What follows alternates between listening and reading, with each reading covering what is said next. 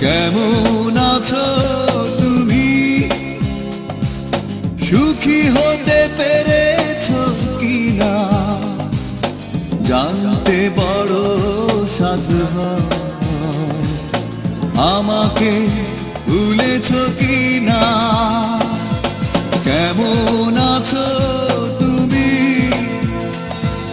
সুখী হতে পেরেছো কিনা জানতে বড় সাধু হয়। আমাকে ভুলেছো কিনা? তুমি